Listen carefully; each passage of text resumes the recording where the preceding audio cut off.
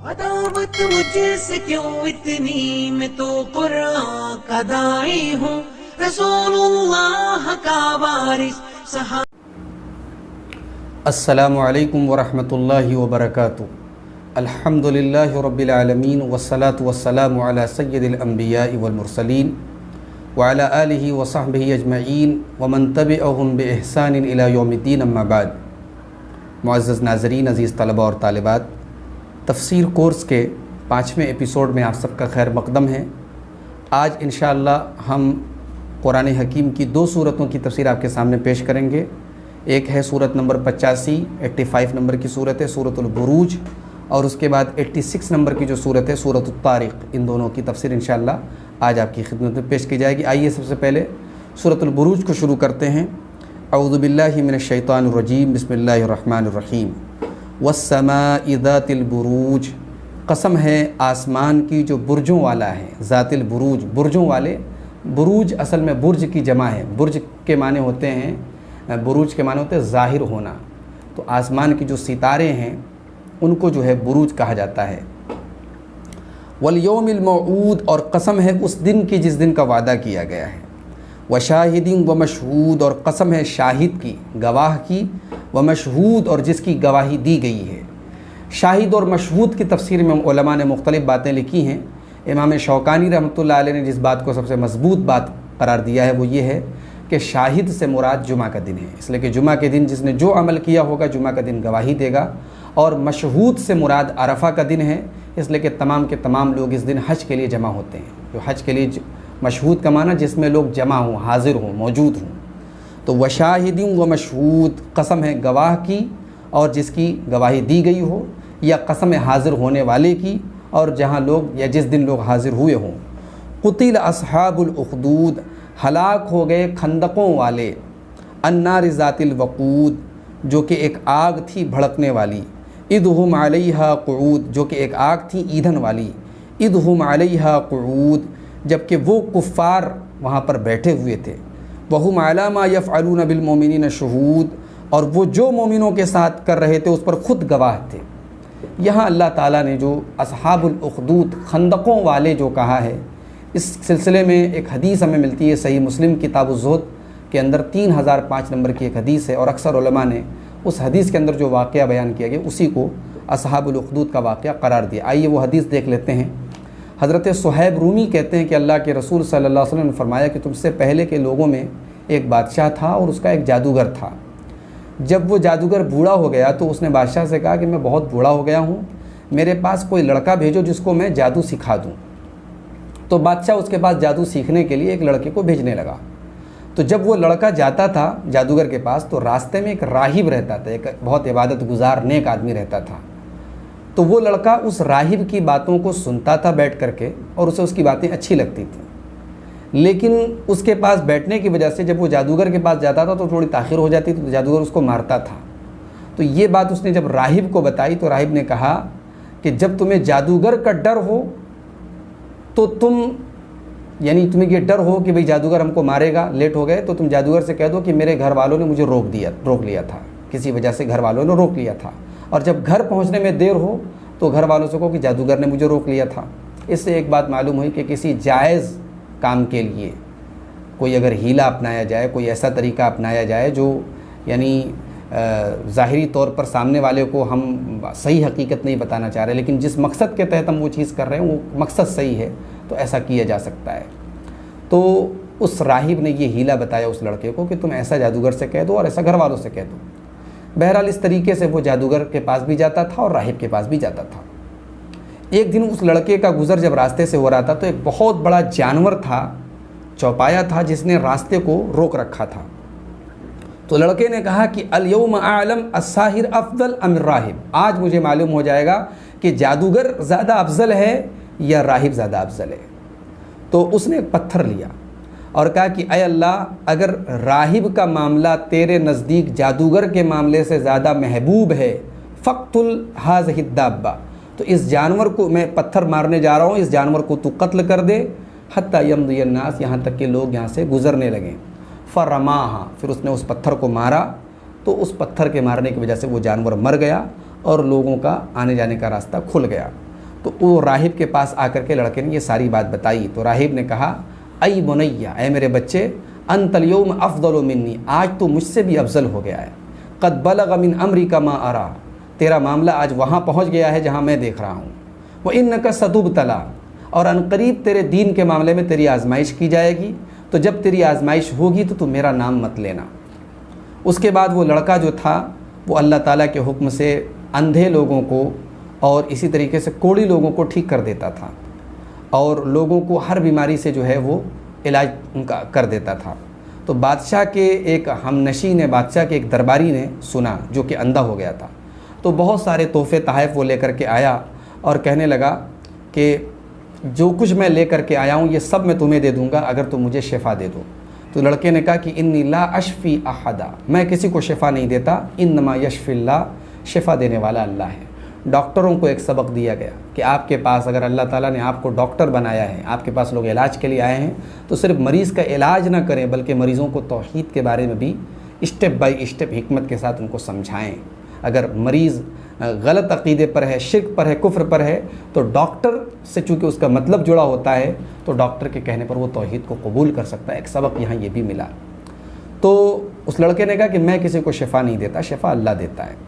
अगर तुम अल्लाह पर ईमान ले आओ तो मैं अल्लाह से दुआ करूँगा और अल्लाह ताला तुमको शिफ़ा दे देगा। तो वो जो बादशाह का दरबारी था वो अल्लाह पर ईमान ले आया और अल्लाह ने उसको शिफ़ा दे दी। उसके पास वो बादशाह के पास आया तो जैसे पहले बैठता था वैसे बैठा, लेकिन उसकी आँखों की बिनाई लौट चुकी थी। तो बादशाह ने उससे कहा कि ये तुम्हारी आँखें कैसे आ गई, तुम्हारी रोशनी कैसे आ गई, किसने तुम्हारी रोशनी लौटाई? तो उस दरबारी ने कहा, रब्बी, मेरे रब ने लौटाई। तो बादशाह ने कहा, वला का रब्बुन गैरी, क्या मेरे अलावा कोई और भी तुम्हारा रब है? उसने कहा, रब्बी व रब्बुकल्लाह, मेरा और तेरा दोनों का रब अल्लाह है। तो बादशाह ने उसको गिरफ़्तार कर लिया और उसको सताने लगा, उसको टॉर्चर करने लगा, यहाँ तक कि उसने लड़के के बारे में बता दिया। फिर उस लड़के को बुलाया गया। बादशाह ने उससे पूछा कि ऐ बच्चे, तेरा जादू इतना बड़ा हो गया कि तू अंधे और कोढ़ी लोगों को ठीक कर देता है और ऐसा ऐसा करता है? तो लड़के ने कहा कि इन्नी ला अशफ़ी अहदा, मैं किसी को शिफ़ा नहीं देता, इन्नमा यशफ़िल्लाह, शिफ़ा देने वाला अल्लाह है। तो फिर उसके बाद बादशाह ने उस लड़के को भी गिरफ़्तार कर लिया और उसको भी टॉर्चर करने लगा, सताने लगा, तकलीफ़ देने लगा, यहाँ तक कि उसने राहिब के बारे में बता दिया। फिर राहिब को बुलाया गया और उससे कहा गया कि इरजे अन दीनिका, अपने दीन को, तौहीद को छोड़ दो, हम तुम्हें छोड़ देंगे। लेकिन राहिब ने तौहीद को नहीं छोड़ा। उसके बाद एक आरी लाई गई और उसके सर के बीचों बीच आरी को रख करके उसे 2 टुकड़े करके उसे कत्ल कर दिया गया। उसके बाद लड़के को बुलाया गया और कहा गया कि अपने दीन से बाज आ जाओ, तौहीद से बाज आ जाओ, वरना हम तुम्हें ख़त्म कर देंगे। लड़के ने इनकार कर दिया। बादशाह ने अपने कुछ लोगों को बुलाया और कहा कि इसको फ़लाँ पहाड़ पे लेके जाओ और जब पहाड़ की बुलंदी पर पहुंच जाओ तो उस वक्त इससे कहो कि अपने दीन को छोड़ रहे हो या नहीं। अगर ये अपने दीन को छोड़ दें तो ठीक है, वरना उसी पहाड़ पर से इसको गिरा के ख़त्म कर दो। जब ये लोग उसको पहाड़ पे लेकर के गए तो लड़के ने कहा, अल्लाहुम्मा क़फ़िनीहिम बिमा शिअता, आय अल्लाह तू इनके लिए काफ़ी होगा, जैसे काफ़ी हो जा जैसे तू चाहे। जब उस बच्चे ने ये दुआ की, पहाड़ पर ज़लज़ला आया और जितने लोग बच्चे के अलावा थे सब पहाड़ पर से गिर करके ख़त्म हो गए। बच्चा बच गया और वो चल करके बादशाह के पास आया। बादशाह ने कहा कि तेरे साथ जो लोग गए थे उनका क्या हुआ? उसने कहा कि अल्लाह ताला काफ़ी हो गया, मेरे हक़ में अल्लाह ताला उनके लिए काफ़ी हो गया। उसके बाद बादशाह ने दूसरे लोगों के हवाले किया और कहा कि इसको एक कश्ती में ले जाओ और जब समंदर के बीच में पहुँचो तो अगर ये अपने दीन से बाज आ जाए तो ठीक है, वरना उसी पानी में इसको फेंक के ख़त्म कर दो। जब ये लोग कश्ती लेकर के पहुँचे दरिया के बीच में तो लड़के ने कहा, अल्लाहुम्मा क़फ़िनीहिम बिमा शिअता, आय अल्लाह तो इनके लिए काफ़ी हो जा जैसे तू चाहे। तो कश्ती उलट गई, सारे लोग डूब करके मर गए, लेकिन वो लड़का बच गया और वो चल करके बादशाह के पास आया। बादशाह ने पूछा कि इस बार क्या हुआ तेरे साथियों का? लड़के ने वही जवाब दिया, कफ़ानीहिमुल्लाह, अल्लाह ताला उनके लिए काफ़ी हो गया। तो उसके बाद लड़के ने बादशाह से कहा कि देखो बादशाह, तुम मुझे कत्ल नहीं कर सकते जब तक कि तुम वो काम ना करो जो मैं तुमसे कह रहा हूँ। बादशाह ने कहा, क्या कह रहे हो तुम? लड़के ने कहा, तुम एक मैदान में अपने सारे लोगों को इकट्ठा करो और मुझे एक खजूर के तने पर बांध दो और मेरे तरकश में से एक तीर ले लो और तीर को कमान में लगा करके कहो, बिस्मिल्लाह रब्बिल गुलाम, अल्लाह के नाम से जो लड़के का रब है, और ये कह करके तीर चला दो। तो अगर तुम ऐसा करोगे तो तुम मुझे कत्ल कर सकते हो, कोई और सूरत नहीं है मुझे मारने की। चुनांचे बादशाह ने लोगों को जमा किया और उसको एक खजूर के तने पर बांधा और उसके बाद उसके तरकश से एक तीर लिया और फिर वो तीर चलाया बिस्मिल्लाह रब्बिल गुलाम कह करके, और तीर जब लगा है तो वो उसके कनपट्टी के पास बच्चे के लगा है, और वो लड़का जो था वो कनपट्टी पर हाथ रख करके उसका इंतकाल हो गया, उसकी मौत हो गई। लोगों ने ये मंज़र देख करके फ़ौरन कहा आमन्ना बिरब्बिल गुलाम, आमन्ना बिरब्बिल गुलाम, हम इस लड़के के रब पर ईमान लाए, हम इस बच्चे के रब पर ईमान लाए। बादशाह के लोगों ने उससे कहा कि यही तो वो बात थी जिसे तुम डरा करते थे, जिस चीज़ से आपको डर था वही हुआ, लोग ईमान ले आए हैं। तो बादशाह ने सड़क के दोनों तरफ खंदकें खुदवाई, गड्ढे खुदवाए, और उसके बाद उसमें आग भड़काई गई और कहा कि जो अपने दीन से न पलटे उसे इसी आग में डाल दो। और उसके बाद तमाम लोगों को आग में ज़िंदा जला दिया गया। यहाँ तक कि एक औरत आई जिसके पास एक मासूम बच्चा था, तो वो थोड़ा झिझकने लगी आग में जाने से। तो बच्चे ने कहा या उम्मा इसबिरी फ़इन्नकी अलल हक़, ऐ मेरी माँ तू सब्र से काम ले, बेशक तू हक़ पर है। ये सही मुस्लिम किताब ज़ुहद की 3005 नंबर की हदीस है। अक्सर मुफस्सिरीन ने इसी वाक़े को असहाबुल उख़दूद खंदकों वाले का वाक़या करार दिया है। तो अल्लाह ने फरमाया कि वमा नक़मू मिनहुम इल्ला अन युमिनू बिल्लाहिल अज़ीज़िल हमीद, उन काफिरों ने उन ईमान वालों से कोई किसी बात का इंतकाम नहीं लिया था सिवाय इसके कि वो लोग अल्लाह के ऊपर ईमान लाए जो गालिब है, ताकतवर है और काबिल तारीफ़ है। अल्लज़ी लहू मुल्कुस समावाति वल अर्ज़, जिसके हाथ में आसमानों और ज़मीन की बादशाहत है। वल्लाहु अला कुल्लि शैइन शहीद, और अल्लाह ताला हर चीज़ पर गवाह है। इन्नल्लज़ीना फ़तनुल मुअमिनीन वल मुअमिनाति सुम्मा लम यतूबू, बेशक जिन लोगों ने मोमिनों को आज़माया, मोमिनों को सताया, मोमिन मर्दों को और मोमिन औरतों को, फिर तौबा नहीं की, फ़लहुम अज़ाबु जहन्नम वलहुम अज़ाबुल हरीक़, तो उनके लिए जहन्नम का अज़ाब है और जलने का अज़ाब है। यहाँ एक बात मालूम हुई कि चूँकि उन लोगों ने ईमान वालों को जलाया था, इसलिए अल्लाह ताला ने भी उनको जलने का अज़ाब दिया। यहाँ वही उसूल अल्लाह ताला का मालूम हुआ, अल जज़ाउ मिन जिन्सिल अमल, जैसा अमल होगा उसी कैटेगरी की सज़ा अल्लाह ताला देगा। इस आयत करीमा की तफसीर में इमाम हसन बसरी रहमतुल्लाह अलैह ने बड़ा एक बेहतरीन कौल उनका हमें मिलता है। कहते हैं उन्ज़ुरू इला हाज़ल करम वल जूद क़तलू औलियाअहू व हुवा यदऊहुम इला तौबति वल मग़फ़िरा, ज़रा अल्लाह ताला का जूद व करम देखो, अल्लाह ताला का करम देखो कि जिन लोगों ने अल्लाह के औलिया को कत्ल किया, अल्लाह के मोमिन बंदों को कत्ल किया, अल्लाह ताला उनको भी तौबा की दावत दे रहा है। अल्लाह ने यहाँ क्या कहा कि जिन लोगों ने ईमान वालों को सताया फिर तौबा नहीं की, उनको जलाया जाएगा और उनको जहन्नम में डाला जाएगा। यानी अगर तौबा कर लेते तो हम उनको भी माफ़ कर देते। ये अल्लाह का करम है, ये अल्लाह की जूद व सखा है। उसके बाद अल्लाह ने फरमाया इन्नल्लज़ीना आमनू व अमिलुस्सालिहाति लहुम जन्नातुन तजरी मिन तहतिहल अनहार दालिकल फ़ौज़ुल कबीर, बेशक जो लोग ईमान लाए और जिन्होंने नेक अमल किए उनके लिए ऐसे बागात हैं जिनके नीचे नहरें जारी होंगी। दालिकल फ़ौज़ुल कबीर, बेशक ये बड़ी कामयाबी है। इन्न बत्श रब्बिका लशदीद, बेशक आपके रब की पकड़ बड़ी सख्त है। इन्नहु हुवा युब्दिउ व युईद, बेशक वही पहली मर्तबा पैदा करता है और दोबारा भी वही पैदा करेगा, दोबारा वही लौटाएगा। व हुवल गफ़ूरुल वदूद, और वो बड़ा बख्शने वाला और बड़ी मोहब्बत करने वाला है। दुल अर्शिल मजीद, अर्श का मालिक है और बुज़ुर्गी वाला है। फ़अ्आलुल लिमा युरीद, जो चाहता है वो कर गुज़रने वाला है। हल अताका हदीसुल जुनूद, क्या आपके पास लश्करों की खबर आई? फ़िरऔन व समूद, यानी फ़िरौन और समूद की खबर आई। बलिल्लज़ीना कफ़रू फ़ी तकदीब, बल्कि ये काफिर लोग तो झुटलाने में लगे हुए हैं। वल्लाहु मिन वराइहिम मुहीत, बल्कि अल्लाह तबारक व तआला उनको हर तरफ से घेरे हुए हैं। काफिर लोग ये समझ रहे हैं कि अल्लाह ताला उनसे गाफिल है, अल्लाह ताला उनको हर तरफ से घेरे हुए है। बल हुवा कुरानुम मजीद, बल्कि ये कुरान बुज़ुर्गी वाला है। फ़ी लौहिम महफूज, और ये लौह महफूज के अंदर भी लिखा हुआ है। ये सूरतुल बुरूज थी जिसका तर्जमा और तफसीर आपकी खिदमत में पेश किया गया। इस सूरह करीमा से पहला जो सबक हमें मिला कि पिछली जो उम्मतें गुज़री हैं उनके वाक़यात और उनकी क़ुरबानियों से हमें इबरत और नसीहत हासिल करनी चाहिए और अपने ईमान की कदर करनी चाहिए।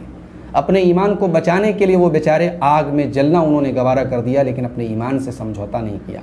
वो बच्चा कत्ल हो गया, वो राहिब कत्ल हो गया, उनको बेदर्दी से कत्ल कर दिया गया, मगर उन्होंने तौहीद नहीं छोड़ा। इनके वाक़यात से हमें इबरत हासिल करनी चाहिए और हमें ये भी समझना चाहिए कि इनके ऊपर जो टॉर्चर किया गया, जो तकलीफ़ दी गई, इनके ईमान की वजह से दी गई। वमा नक़मू मिनहुम इल्ला अन युमिनू बिल्लाहिल अज़ीज़िल हमीद, इनसे जो भी इंतकाम लिया गया ईमान की वजह से लिया गया। दूसरा सबक ये मिला कि अल्लाह ताला अपने औलिया के हक़ में अपने दुश्मनों से इंतकाम लेता, चाहे वो दुनिया में ले या आखिरत में ले। अल्लाह ने फरमाया इन्नल्लज़ीना फ़तनुल मुअमिनीन वल मुअमिनाति सुम्मा लम यतूबू फ़लहुम अज़ाबु जहन्नम व लहुम अज़ाबुल हरीक़, जिन लोगों ने ईमान वालों को जलाया, सताया, तकलीफ़ दी, उनको हम जलाएंगे। अल्लाह ताला दुनिया में भी जला सकता है और आखिरत में तो यकीनन जलाएगा। तो अल्लाह ताला अपने औलिया के हक़ में अपने यानी उनके दुश्मनों से इंतकाम लेता है। ये भी इस सूरत करीमा से एक सबक मिला। और तीसरा सबक ये मिला कि अगर हमने किसी मोमिन को ईज़ा पहुंचाई है, तकलीफ़ पहुंचाई है, तो हमें जल्दी से तौबा कर लेनी चाहिए। इसलिए अल्लाह ताला ने तौबा की यहाँ पे हमें दावत दी है। सुम्मा लम यतूबू, फिर उन्होंने तौबा नहीं की, यानी अगर हम तौबा कर लें तो अल्लाह ताला हमें माफ़ कर देगा। उसके बाद सूरत तारिक शुरू होती है। ये कुरान हकीम की 86 नंबर की सूरत है। इसमें टोटल 17 आयतें हैं और ये भी मक्की सूरत है।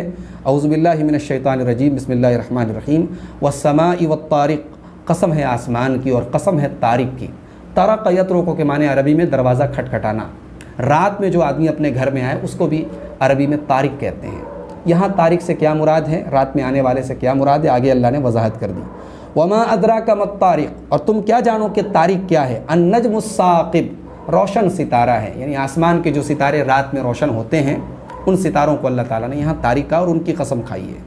इन कुल्लु नफ्सिन लम्मा अलैहा हाफिज़, नहीं है कोई नफ्स मगर उसके ऊपर कोई निगरान है। यानी अल्लाह ताला ने हर नफ्स के ऊपर निगरानी करने के लिए अपने फ़रिश्तों को मुकर्रर किया है। फ़लयंजुरिल इंसानु मिम्मा खुलिक़, इंसान को देखना चाहिए कि इंसान किस चीज़ से पैदा किया गया है। इंसान को गौर करना चाहिए कि इंसान की तख्लीक किस चीज़ से की गई है। खुलिक़ मिन माइन दाफ़िक़, इसको पैदा किया गया एक उछलते हुए पानी से। इससे मुराद वो मनी का कतरा है जो क़ज़ाए शहवत के वक्त जो है खारिज होता है मर्द की शर्मगाह से। यख़रुजु मिन बैनि सुल्बि वत्तराइब, और ये जो उछलता हुआ पानी है ये निकलता है पीठ और सीने के दरमियान से। सुल्ब के माने पीठ और तराइब ये तरीबतुन की जमा है। औरतें जो हार पहनती हैं उस जगह को तरीबा कहा जाता है, तो उसकी जमा तराइब है। यानी सीने और पीठ के दरमियान से ये पानी निकलता है। अक्सर उलमा ने इस आयत की तफसीर में लिखा है कि जो मनी का कतरा होता है वो मर्द की पीठ और औरत के सीने के पास से निकलता है, मगर अल्लामा इब्न उसैमीन रहमहुल्लाह ने ये बात कही है कि यहाँ मर्द ही का सीना और उसकी पीठ मुराद है। यानी ये जो पानी तैयार होता है ये मर्द के सीने और पीठ के दरमियान से तैयार होता है।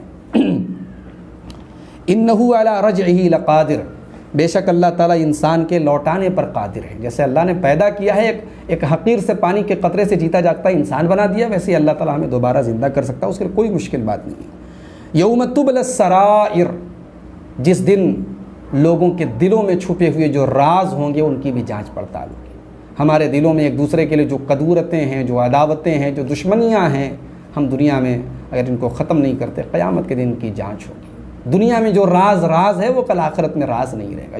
यौम तुबलस सराइर, हमें इस आयत की तफसीर में अल्लामा इब्न उसैमीन ने लिखा है कि हमें अपने दिल पर तवज्जो देनी चाहिए। दिल में हमारे क्या है, इसलिए कि ज़ाहिर के जो अमाल होते हैं उनकी भी बुनियाद दिल होता है।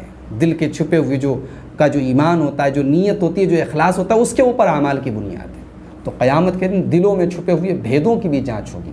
यौम तुबलस सराइर, जिस दिन दिल में छुपे हुए राज और भेद उनकी जांच की जाएगी। फमा लहू मिन कुव्वतिन वला नासिर, उस दिन इंसान के लिए कोई ताकत और कोई मददगार नहीं होगा। यानी इंसान की ना अपनी कोई ताकत होगी, दाखिली इंटरनल कोई उसके पास पावर होगा, ना एक्सटर्नल कोई पावर होगा, ना अपना उसका खुद का कोई डिफेंस वो खुद कर सकेगा, ना कोई उसको अल्लाह के अजाब से बचा सकेगा। वस्समाइ ज़ातिर रजी, और कसम है आसमान की बारिश वाले रज के माने होते हैं लौटना। चूँकि बारिश बार बार होती इसलिए बारिश को यहाँ रज कहा गया। बाज़ उलमा ने रज से मुराद बादल को लिया है कि बादल आसमान जो समंदर से पानी को लेता है फिर उसे ज़मीन पर उलट देता है, फिर समंदर से लेता है फिर उलट देता है। तो बाज़ उलमा ने यहाँ रज से मुराद बादल को लिया है, बाज़ ने इससे बारिश को लिया है।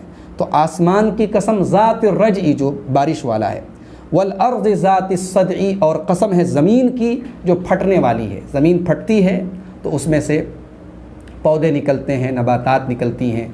ज़मीन फटती है तो पानी के चश्मे निकलते हैं, और यही ज़मीन क़यामत के दिन फटेगी तो मुर्दे बाहर निकलेंगे। वल अर्ज़ ज़ात सदई, और कसम है ज़मीन की जो फटने वाली है।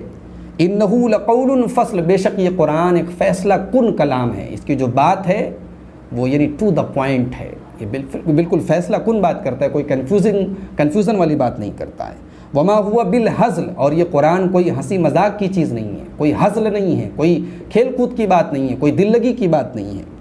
इन्नहुम यकीदून कैदा, बेशक ये लोग यानी काफिर लोग एक चाल चल रहे हैं, वह अकीदो कैदा, और मैं भी एक खुफिया तदबीर कर रहा हूँ। अरबी में कैद के माने जो हैं, कादा यकीदो कैदन के माने होते हैं खुफिया तदबीर, सीक्रेट कोई जो है प्लानिंग करना।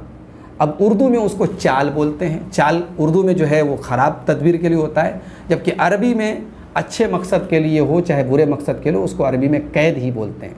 तो इसलिए मैंने जो काफिरों के लिए अल्लाह ताला ने वही लफ्ज़ इस्तेमाल किया, वहाँ मैंने तर्जमा किया इन्नहुम यकीदून कैदा, वो चाल चल रहे हैं, वो अकीदो कैदा, और अल्लाह ताला ने कहा कि मैं एक खुफिया तदबीर, एक सीक्रेट प्लानिंग मैं भी कर रहा हूँ।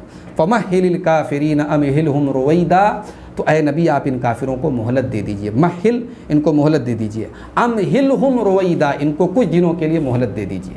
अल्लाह ताला काफिरों को जो मोहलत भी देता है वो भी एक सज़ा होती है, उनको जो ढील दी जाती है वो भी एक सज़ा होती है। इसीलिए अल्लाह ताला ने सूरह आराफ की आयत नंबर 182-183 में फरमाया कि सनस्तदरिजुहुम मिन हैसु ला यअलमून, हम उनको ढील देंगे वहाँ से जहाँ उन्हें मालूम भी नहीं होगा। व उमली लहुम, और हम उनको मोहलत देंगे। इन्न कैदी मतीन, बेशक मेरी जो तदबीर है वो बड़ी मजबूत है। अल्लाह ताला काफिरों को ढील दे करके फिर अचानक उन्हें पकड़ता है, और बड़ी सख्त पकड़ अल्लाह ताला की होती है। ये सूरत तारिक थी। इससे जो हमें सबक मिलते, पहला जो सबक हमें मिला कि इंसान को हमेशा अपनी जो खिलकत है, जो उसका क्रिएशन है, उसकी जो बुनियाद है उसको याद रखना चाहिए। इंसान को कभी अकड़ अपने अंदर नहीं लानी चाहिए, गुरूर नहीं लाना चाहिए, उसको याद रखना चाहिए उसको एक हकीर से, पानी से अल्लाह ताला ने पैदा किया। फलयंजुरिल इंसानु मिम्मा खुलिक, इंसान को हमेशा ये बात याद रखनी चाहिए कि वो कैसे पैदा किया गया। दूसरा सबक ये मिला कि अल्लाह ताला अगर हमें मोहलत दे रहा, हम गुनाह कर रहे हैं फिर भी अल्लाह नवाज रहा है, हम अल्लाह की नाफरमानियाँ कर रहे हैं फिर भी हमें कोई फ़र्क नहीं पड़ रहा है, तो इसे हम अपने हक़ में अच्छा ना समझें। अल्लाह ताला मोहलत दे करके फिर अचानक पकड़ता है। फमहिलिल काफिरीन, ऐ नबी काफिरों को उनके हाल पे छोड़ दो। अमहिलहुम रुवैदा, उनको कुछ दिनों के लिए उनके हाल पे छोड़ दो, फिर हम उन्हें पकड़ेंगे। तो अल्लाह ताला की ढील से हमें नाजायज़ फ़ायदा नहीं उठाना चाहिए। और तीसरा सबक ये मिला कि क़यामत के दिन कोई राज नहीं रहेगा। यौम तुबलस सराइर, उस दिन राज़ों को खोल नहीं दिया जाएगा, राज़ों को चेक किया जाएगा, उनकी भी जांच पड़ताल होगी। ये सूरत तारिक थी, और आज के इस एपिसोड में हमने सूरतुल बुरूज और सूरतुल तारिक की तफसीर को हमने सुना और समझा। अल्लाह ताला से दुआ है रब्बुल आलमीन इस कोर्स को हम सब के हक़ में मुफीद बना दे। कुरान करीम को पढ़ने की, गौर करने की, तदब्बुर करने की और अमल करने की हम सबको तौफ़ीक़ अता फ़रमाए। आमीन। व आखिर दावाना अनिल हम्दुलिल्लाहि रब्बिल आलमीन। वस्सलामु अलैकुम व रहमतुल्लाहि।